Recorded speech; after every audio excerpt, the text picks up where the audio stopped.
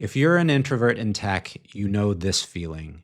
You're in a meeting or with a client, and the person doing most of the talking is not the person who best understands the problem. Here's the thing. Leadership communication is not about being the loudest person in the room. It's about being the clearest. And as an introvert, you have to pick your spots. My guest today has spent her whole career figuring out how quiet people, and even people speaking in their second language, can actually lead a room without pretending to be someone they're not. Welcome to the Introverted Leader. It's a podcast helping introverted leaders embrace your underrated, quiet strengths so you can get promoted and start earning what you deserve. I'm Greg Weinger. I have over 25 years of leadership experience, and yes, I am an introvert.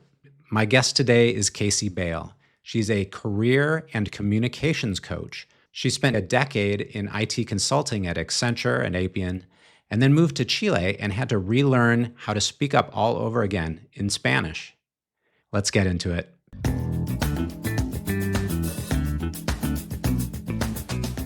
All right, Kacie, welcome to the show. So glad to have you. Yeah, thanks, Greg. Thanks for having me. So I have to start out by asking, do you consider yourself introvert, extrovert, or other? Yeah, I would definitely say that I'm more of a shy introvert. As much as I love connecting with people, I do tend to feel drained afterwards, and I feel like I do need to recharge. Yeah, very common indicators of introversion. Yeah, absolutely. I think a lot of us become more comfortable, and then suddenly we'll be thrown into a situation that pulls us back into that place where I'm not fitting in. I don't know exactly how I can fit in. So maybe walk us through earlier in your career when you had some of those feelings of, I'm not quite giving what people are asking. Maybe some of that feedback because you were trying to go into leadership and to be more assertive, be louder, things like that. Yeah, I think that was always one of the main points of feedback from my managers was being able to have that executive presence and to speak up more. And so I really was trying to focus on improving that. And so I think trying to look for opportunities where I could practice more speaking up. And so I think if you're earlier on in your career, a really great way to do this is to volunteer to onboard new team members. And I remember I did this when I was on the application support team at Accenture. I would try to roll on maybe one or two people at a time. And it was great because it felt like a lot less pressure when I had to give these application walkthroughs just to one or two people. And then I think after that, once I was able to build some more confidence there, then I would recommend giving a knowledge sharing session to people on your team because at this point, you're starting to become more of a subject matter expert on what you're working on. And so as far as what that could look like, when I joined the enhancements team at Accenture, we were rolling on a bunch of people at once. And so we had something called lunch and learns. And so with this, people could present a topic about the application that we were working on, and that way everyone could learn about it. And even though this was a little bit more pressure because you did have to present to a larger number of people, it's something that you knew really well. You were among your peers, maybe even junior employees as well. So I didn't feel quite as nervous doing it. And then I remember going to my manager and asking for more feedback about how do I get promoted and how do I improve these different skills that I need to get promoted. And I remember them telling me I need to become a go-to person for something on the team because when issues happen, my manager wanted to be able to go to someone that knew how to troubleshoot these issues. So I think that before you can really lead a team of people, you need to become really comfortable with taking ownership of your work, just because as you start to move up, you're only going to take ownership of more and more things. Yeah, that's really sound advice, and it echoes some things that a number of my guests, Claire Alvis, Melita Campbell, on the podcast, speaking about you're developing expertise, and then the more that you can just become the go-to expert, and then even try to create artifacts and things that might travel even when you're not there, that are kind of capturing your expertise. Another suggestion was record videos of things, because those are things, especially in a large company like Accenture, they can travel the world, Right. demonstrating your expertise. And then, yeah, that's a great way to start that ball moving. And then you're brought into higher stakes situations where you can then see your expertise and then think, oh, they would be really helpful in this other opportunity. Yeah, absolutely. I think that's a really great point there, especially with recording the demos, because, especially on these larger projects, a lot of times you end up giving that same information over and over again.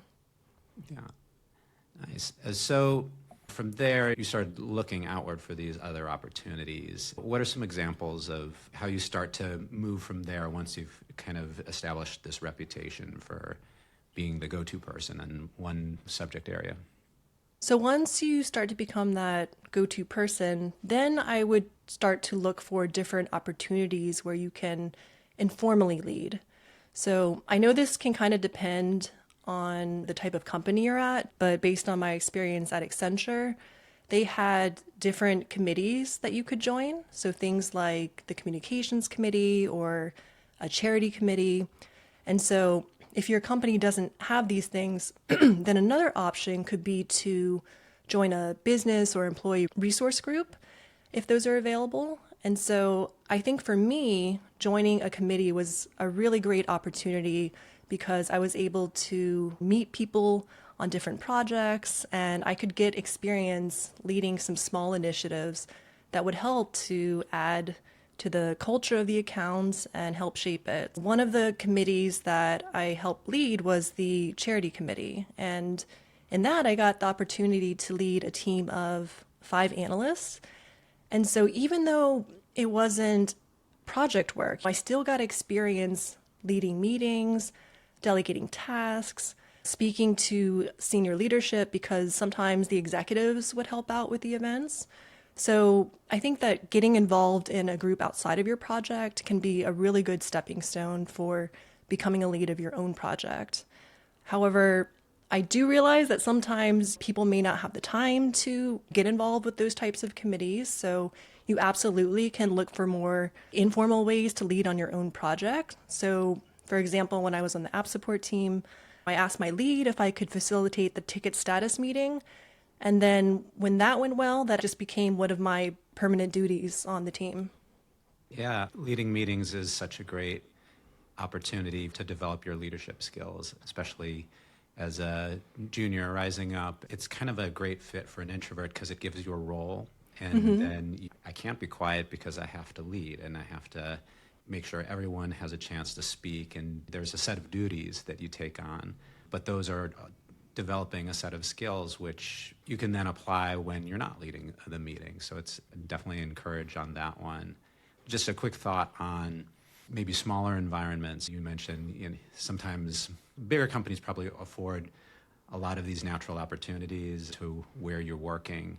If you're in a smaller company, there's a whole other set of opportunities are there because there's not enough people to do all the work. And so there's a lot of, I call it, you can become a glue person. You see like, well, there's no process for this, or there's no one thinking about documentation over here. So I can jump in, appoint myself, the person who's going to solve this problem, and then you just start doing it. Don't ask for permission.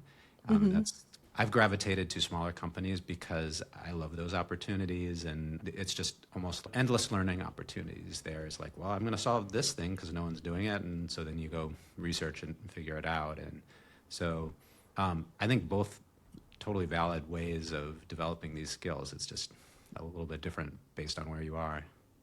Yeah, I love that phrase. I'd never heard that, being the glue and being able to just kind of jump in there. And no, I think that's great to be proactive about it because I think that's a good point where, I also don't think we should necessarily wait for permission sometimes to bring up an improvement, right? So I think it's really great to be able to be proactive and be able to raise different ways that you can improve a process, or if you notice a gap, being able to say, hey, I can be the one that can take ownership of that. And that's absolutely another way to lead.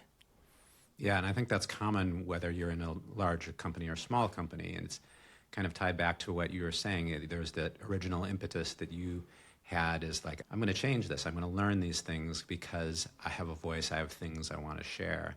And so that same drive is what's, can lead you to spot these opportunities. Don't wait for permission. Mm-hmm. When you took over as a manager, walk us through your first opportunity, because you were out proving that you had the capability of doing that, and then you were finally given an opportunity. You earned the opportunity.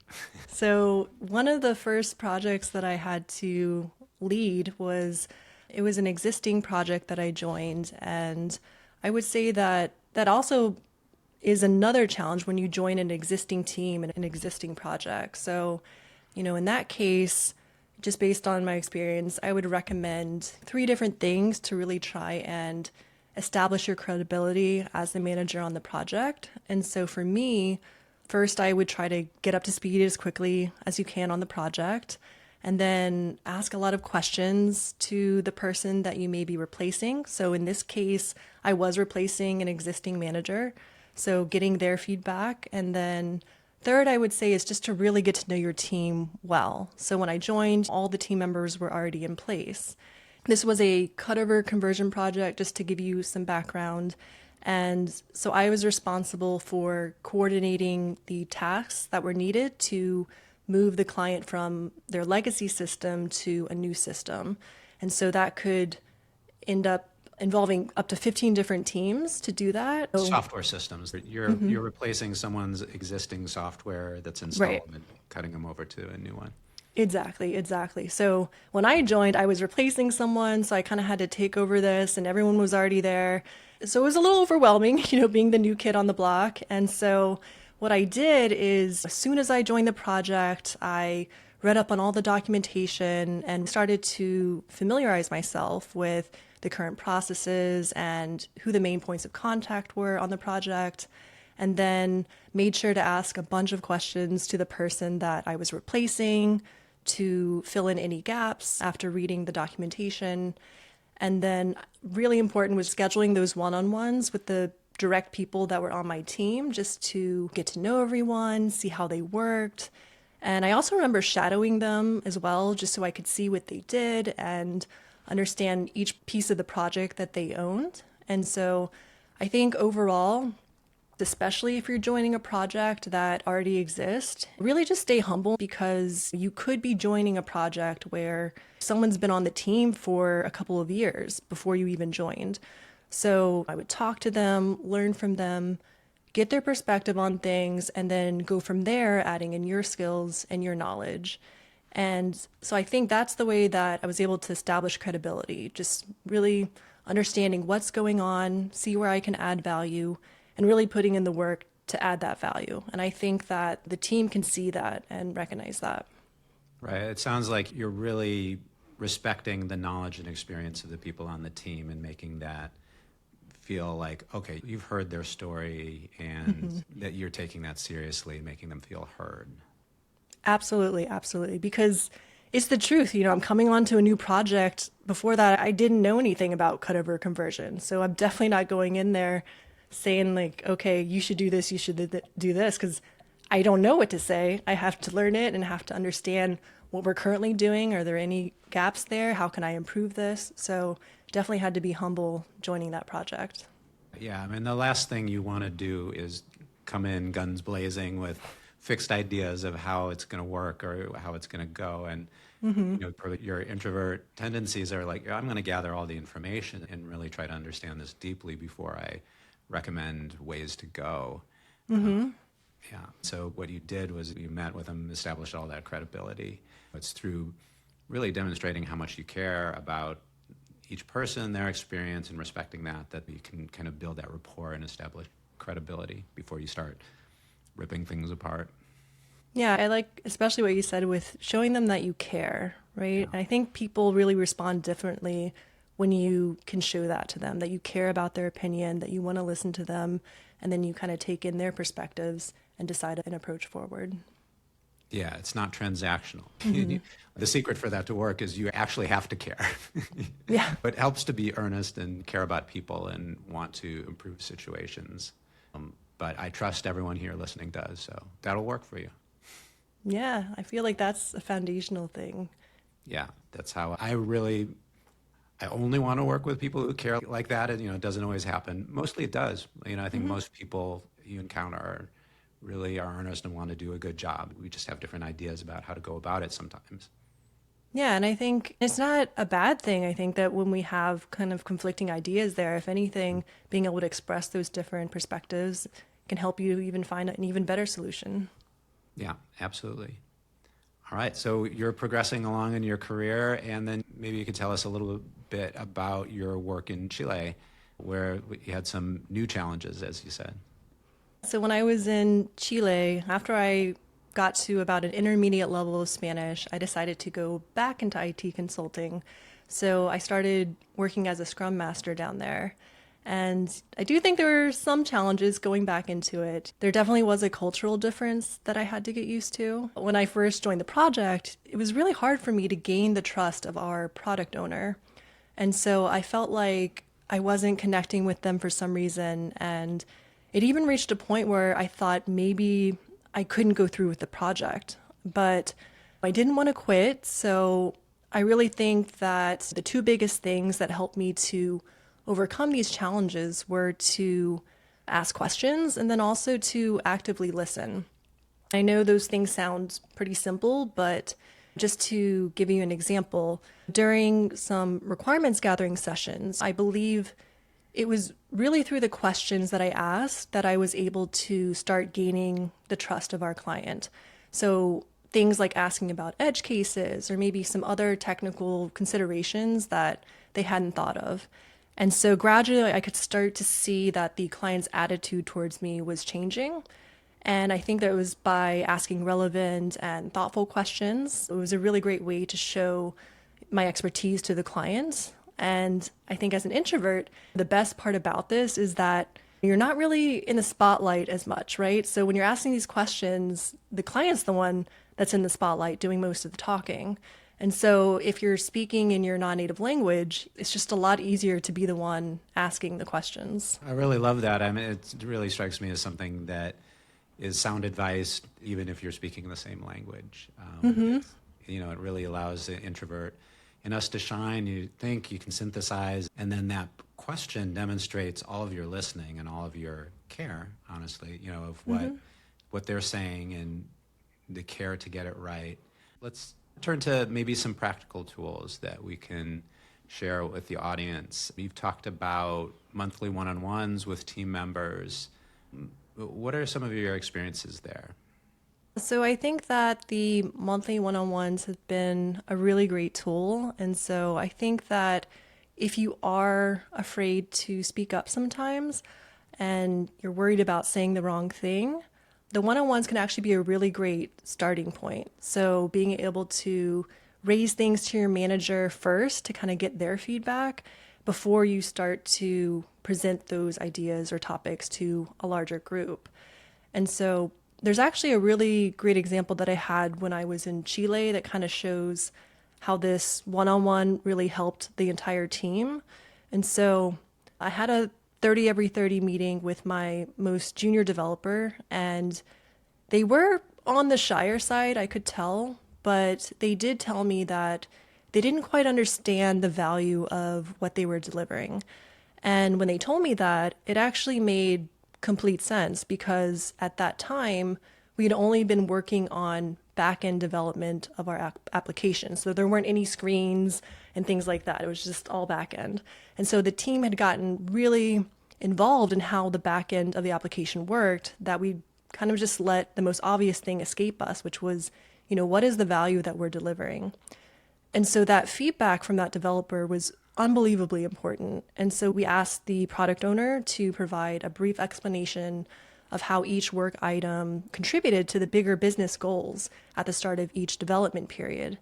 And it was really this small adjustment that helped our team to visualize what they were building towards. And that really boosted the motivation just in general of our team. And it all started with that one junior developer speaking up in that one-on-one meeting. So if you're afraid of saying something wrong, just remember that it shouldn't matter what level you're at. Even if you're the most junior person on the team, everyone has a unique perspective and experience, and that's valuable. Yeah, and the one thing I'd add to that is that's leadership. It doesn't matter what your title it is. When you speak up, then that's an act of leadership because you're effectively speaking to have faith in the fact that other people are feeling similar things. Somewhere in the room, someone is feeling something similar. And when you speak up, you're giving voice to that, and that's leadership. And so I always think you might stay individual contributor, I see your whole career, but some of the best leaders that I've worked with in my career have been ICs. They don't want the formal title, but they have tremendous influence because people respect what they say, they're willing to speak up. Maybe they don't like to do it in the center of a crowd, but they do speak their minds, starting out one-on-one, but, as you gain confidence in meetings and things like that. And so I'm always so proud of people on my team who I know, that's it's not comfortable for them to speak up when they lead in that way. I find it personally inspiring. Yeah, I love how you mentioned that. It really is a form of leadership, being able to speak up. And the thing is, when you do that, a lot of times many other people are thinking the same thing, kind of like what you mentioned. And so being that one that's able to bring that up, and you hear other people chiming in like, oh yeah, I was thinking that too. And so that always is a great feeling. Yeah. And then you've had experience with, like we all have, with imposter syndrome. What's that been like for you? Yes. So imposter syndrome, I think for me, it's always kind of present even now, just trying to ground myself sometimes. So, I feel like whenever I am feeling it coming up and feeling like I'm not capable of something, I really just try to ground myself in evidence and facts. I find that really helps me. And so, for instance, I would always freak out a little bit before any type of presentation to the point where, my hands would go cold and my body would shake and the heart would start to race, and I just can't control it. So in order to help myself with that, I would just ask myself, is there any hard evidence that I should be feeling this way? And usually the answer was no. And then I would ask myself, is there any evidence that I've done something like this before? And in the case of presentations, the answer is yes, many times.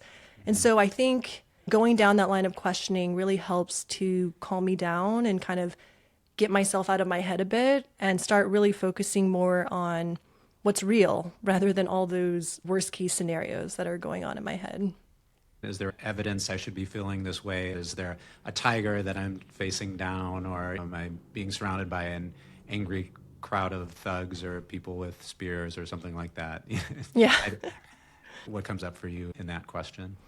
What I mean by that, for evidence to make me feel this way, is that have I done something like this before where something really bad happened? Like, have I presented, in the case of the presentation, have I presented and then everyone just started laughing at me and just saying, oh, that's stupid, or all this stuff? So I'm like, is there any evidence that shows that I should be feeling this nervous before this presentation, that everything's going to go completely wrong? And yeah, most of the time, no, there's not evidence that people have shamed me off the stage or something or stuff like that. So I start to feel calm and be like, okay, is this a rational fear that I'm having based on evidence at least? And I realize feelings are not always rational or based on rational things, but that's what I meant by that question. Those are good suggestions. There's that idea that your body can't distinguish between the feelings of nerves and excitement are kind of identical from the perspective of the body. So and also I'm just really excited right now. This is the body showing that, yeah, I'm excited about this. I'm looking forward to this. Yeah, I think that's a really great way to reframe it. And I think also just kind of going over everything beforehand and realizing, I do have a lot to share with people and it is valuable. So I like that reframe, that it's also something to be excited about too.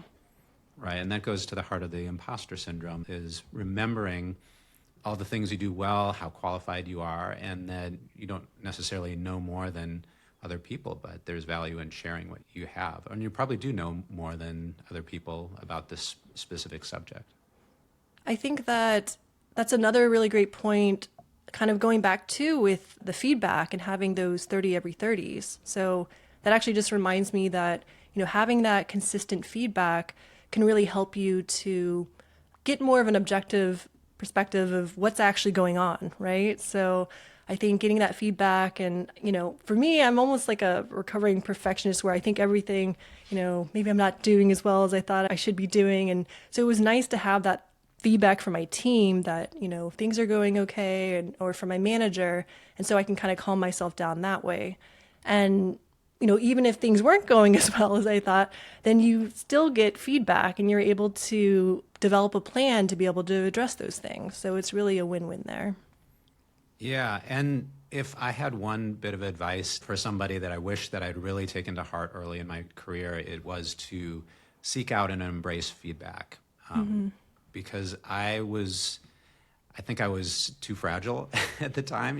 Any negative feedback was kind of devastating to me. It was too much. But what that did was it deferred so much learning for me because I just personalized it. But the more that you can embrace feedback and get honest feedback from people, like from your boss, from your peers, just constantly, the sooner you can improve. That's a characteristic of people who rise pretty rapidly that I've observed in my career. They truly seek out feedback and they act on that. Yeah, and I think it's kind of like reframing it where they're trying to help you, right? I think sometimes people can think that they're trying to go against you, but they're trying to help you, and it allows you another opportunity to address those things and to keep growing.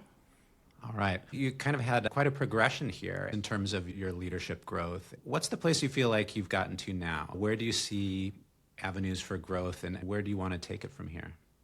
Yeah, so I would like to continue growing, of course. And actually, earlier this year, I did start to work on a communication and confidence coaching program for a small professional services firm. And it was to help some offshore employees communicate more clearly and confidently. So I'm really excited about that. It's a little different from helping the IT professionals with their job search and their interview processes, but I'm still doing that. But I also wanted to continue to grow and to continue looking for other ways where I can help IT professionals to communicate better and more confidently. Kacie, is there anything that I haven't asked you yet? Maybe the only other thing I would say, and it does seem maybe a little counterintuitive, is about managing your fear and anxiety of speaking up. In order to do that, I would recommend to continue to put yourself in some uncomfortable situations where you do have to speak up. And I would say it's not necessarily that you have to just start volunteering to speak at the all hands meeting or something at your company, but just taking a small step where you can start proving that you can speak up and you do have things to say, and that 99% of the time, nothing bad happens. And the reason why I would suggest this is because once you start setting goals for yourself to speak up, and again, it could just be saying one thing in each meeting that you attend, you're going to start gathering that evidence that you can speak up, and you'll have this list of things that you've said and great things that you've done. I believe that's the way that you end up building this unshakable confidence. It's taking those small steps, building that proof that you can kind of look back on and realize, okay, even if you feel nervous, you've already done something like this before, so you should be able to do it again. Yeah, that really matches my experience. You have a slow progression and you try something that is a little bit scary, but not too scary. So the metaphor is like you're wading out into the water at the lake shore. It might seem really cold and unpleasant, but you get in, you start to get comfortable, and then you go a little deeper and a little deeper. It's that kind of progression. Exactly. I think sometimes people think if you don't go from 0 to 100, then it's a failure. But no, it's all those little steps going to that next level. It all adds up. And I think all of that is what ends up leading to you feeling more confident. Yeah, and remembering to cut yourself some slack and be gentle about it, because we all start out as that shy eighth grader, have that within us. And so that eighth grader needs encouragement, and they need to just do a little bit at a time. And the other bit of advice related to that is just don't compare yourself to anyone other than yourself. Yesterday, like, where am I? Where was I at there? And look how far I've come. I've waded out all the way over to here. And you don't need to compare yourself to anyone else because you're unique and you're on your path. Yeah, I love that. I Absolutely 100% agree. Being able to just focus on where you're at, and if you compare yourself to other people, that's not you, that's someone else. They're on their own journey. Yeah. Kacie, this has been really fun. I'm really glad we had this time together. Where can people go to learn more about you and your work? People can find me on LinkedIn. I'd be happy to connect with you there. I also provide some free coaching sessions via my meetup called Career Coaching for Introverts and ESL Community. And then I also do provide a free PDF on how to ace your behavioral interviews, which can be found on my website homepage, kaciebail.com. Share what are behavioral interviews. Sure. So behavioral interviews are those questions where they say, tell me about a time when you had to deal with a challenge at your work and how did you overcome that? So being able to talk about your experiences and how you have dealt with that. And usually companies like to ask those types of questions because based on how you handled situations in the past, it's a good predictor for how you may handle situations in the future when you do join their company. Yeah, that sounds very useful. Thanks so much, Kacie. Thanks for being on the show. Yeah, thank you so much for having me. All right, that was Kacie Bail. I have 3 things I hope you take away from this conversation. Number 1, thoughtful questions are the introvert's secret weapon. As Kacie showed, it takes all the pressure off of you because when you're the one asking, the spotlight's on the other person. Yet your presence, your insight, and your expertise are all on display. And this works whether you're new to a project, new to the language, or just new to a room that you don't feel comfortable in yet. Number 2, one-on-ones are where quiet leaders find their voice. Before you try speaking up in an all-hands meeting, focus on speaking up with your manager. Kacie's story about a junior developer surfacing a critical team issue in her one-on-one was a great demonstration of leadership.